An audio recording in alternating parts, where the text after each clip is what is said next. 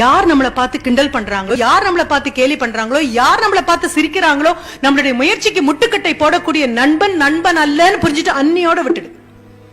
அவரும் உருப்படுவாரு, நீயும் உருப்படுவ. ஏன்னா நம்மளுடைய அரியர்ஸும் அட்டெண்டன்ஸும் ஆசிரியர்களால தீர்மானிக்கப்படல, நம்மளுடைய தோழர்களால தீர்மானிக்கப்படுது. மாலை திரும்பி போகும்போது கேட் வரைக்கும் போறோம், டீச்சரோட பேசிட்டு ஒரு 10 நிமிஷம் உங்களோட இங்கிலீஷ்ல பேசுறேன். மேம் நான் பேசுறேன், எல்லாரும் சிரிப்பாங்கன்னு என் குழந்தைங்க சொல்லும்போது சொல்லுவேன் நான், தாய் தகப்பன் சிரிக்க ஆரம்பிச்சிருந்தா நீ எழுந்துச்சு நடந்திருக்க கூட மாட்டேன். நடக்க ஆரம்பிச்ச போது எத்தனை தடவை விழுந்த தெரியுமா? நீ விழுந்த போதெல்லாம் உங்களுக்கு நம்பிக்கை உண்டு, ஒவ்வொரு தடவை நீ விழும்பொழுதும் இன்னும் பலவானாக நீ எழுந்திருச்சு நிப்ப அப்படின்னு சொல்லி. விழுந்தே கிடக்கிறது தான்ப்பா தப்பு, விழுந்து விழுந்து எழுந்திருக்கிறதுல தப்பே கிடையாது. பலவீனங்கள் வரும்.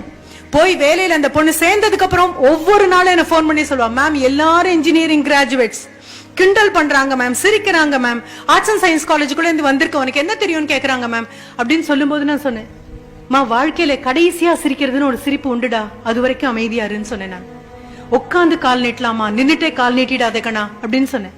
அமைதியாரு அமைதியாரு. அமைதியாக இன்னும் இன்னும் முளை விடாமல் மண்ணுக்குள்ளேயே ஒரு விதை உட்கார்ந்து இருக்கு அப்படின்னா தோத்து போச்சுன்னு இல்ல, அடுத்த நாளே பெய்த மழையில வெளியில வரணும்னா அது காளானாக இருக்கும். 1000 வருஷம் நிக்க வேண்டிய ஆலமரம் கொஞ்சம் நிதானமா தான் வரும். அதனால மெதுவா வெகு நிதானமாக. நான் கிண்டல் பண்ணும்போதும் சொன்னேன், அமைதியாருடா அமைதியாரு. அத்தனை பேருக்கும் நீ ப்ராஜெக்ட் ஹெட்டா மாறுற வரைக்கும் நிதானமா இரு. அத்தனை பேருக்கும் வெகு நிதானமாக உன்னுடைய எங்க இருக்கும் அந்த இலக்க மட்டும் பாரு அம்மா, கவனத்தை சிதற விட்டுடாது. ரொம்ப அழுக வந்துச்சா போன் பண்ணு, என்கிட்ட ஒரு வார்த்தை சொல்லு. நான் சொல்றேன் ஒன்னும் பிரச்சனையே இல்ல, நீ are a single man army அப்படின்னு அந்த குழந்தைக்கு சொன்னேன். 1 மேன் ஆர்மி. நீ ஒரு பெரிய படை வேண்டாம், நீ ஒருத்தி போனா போதும், அந்த படை என்ன சேதம் விளைவிக்குமோ அதை சேதம் விளைச்சிடலாம். நான் சாதாரணமான டீச்சர் இல்லடா, நல்ல டீச்சர், நல்ல குழந்தைக்கு சொல்லி கொடுத்துருக்கேன், நல்லா வருவேன்னு சொன்னேன். ரொம்ப அழகா மேல வந்துட்டா, அவ்வளவேதான்.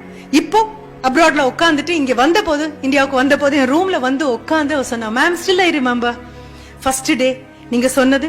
ஃபர்ஸ்ட் செமஸ்டர் கிளாஸ்ல நான் பயந்து பயந்து மேடைக்கு வந்தது, செகண்ட் செமஸ்டர் தரளமா பேச ஆரம்பிச்சது, third semester, fourth semester, fifth semester நான் பிளேஸ் ஆனதுக்கு அப்புறம் என்ன கூட்டிட்டு போய் நீங்க ஒவ்வொரு கிளாஸ்லயும் இந்த குழந்தை பேசுறத கேளு, இந்த குழந்தை பேசுறத கேளு நீங்க சொன்னது. அதுக்கப்புறம் நான் ஒவ்வொரு நாளும் கண்ணீர் விடிச்சு உட்கார்ந்து இருந்தது. இப்போ யூஎஸ்ல ஒரு ஏசி ரூம்ல உட்கார்ந்து என்னுடைய ஃபாரின் கிளையன்ட்ஸ் கிட்ட எல்லாம் ரொம்ப ஃப்ளூயண்டா இங்கிலீஷ்ல நான் பேசிட்டு இருக்கும் போது எனக்கு ஆச்சரியமா இருக்கு. வெள்ளானப்பட்டிங்கிற அந்த குட்டி கிராமத்துல குடிசை வீட்டுல சாணி தட்டி வரட்டி போட்டுட்டு இருந்த பொண்ணா இவ்வளவு உயரத்துக்கு வந்திருக்கேன் அப்படின்னு அவன் சொன்ன போது நான் சொன்னேன், ஆமாம் அவ்வளவு பெரிய ஆலமரம் கூட கடுகை விட சின்னதா இருக்கக்கூடிய அந்த சின்ன விதைக்குள்ளதான் தூங்கிட்டு இருக்கு. தட்டி எழுப்ப ஒரு ஆளும் தகுதியான ஒரு தரையும் அதற்கான உரங்களும் சேரும் பொழுது மெல்ல மெல்ல அச்சமில்லாம இந்த விதை வளரும். அடிக்கிற காத்துக்கும் அடிக்கிற புயலுக்கும் எல்லாவற்றையும் தாண்டி, வறட்சியை தாண்டி, வன்கொடுமைகள் அத்தனையும் தாண்டி ஆகாயத்துக்கும் பூமிக்கும் நிற்கும். எல்லாரும் தனிமரம் தோப்பாகாதுன்னு உங்ககிட்ட சொன்னாங்கன்னா என் பொண்ணுகிட்ட நான் சொன்ன அந்த விஷயத்த சொல்லுங்க. தனிமரம் பாக்கு மரமாவோ பனைமரமாவோ வாழை மரமாகவோ தென்னை மரமாவோ இருந்தா தோப்பாகாது. ஆனா அந்த தனிமரம் ஒரு ஆலமரமாக இருந்தது அப்படின்னா தோப்பு தான் அப்படின்னு சொல்லுங்க. நீங்க சொல்லுங்க.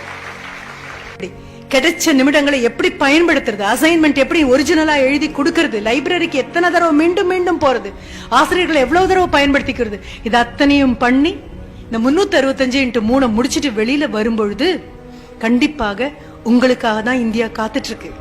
உங்களைத்தான் பாரதியார் சொன்னது என்ன தெரியுமா? இளைய பாரதத்தினாய் வா வா வா, எதிரிலா வலத்தினாய் வா வா வா, உன்னை மிஞ்சி இங்க யார் இருக்காங்க அப்படின்னு கேட்டது அவங்களால தான்.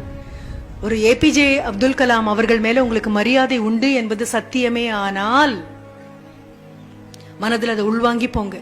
ராமேஸ்வரத்துல ஏதோ ஒரு பள்ளிக்கூடத்துல தமிழ் வழி கல்வியில அத்தனை குழந்தைங்களுக்கு நடுவுல ஒரு நபரா உட்கார்ந்திருந்த அந்த நபர் அன்னைக்கு எடுத்த முடிவுதான்.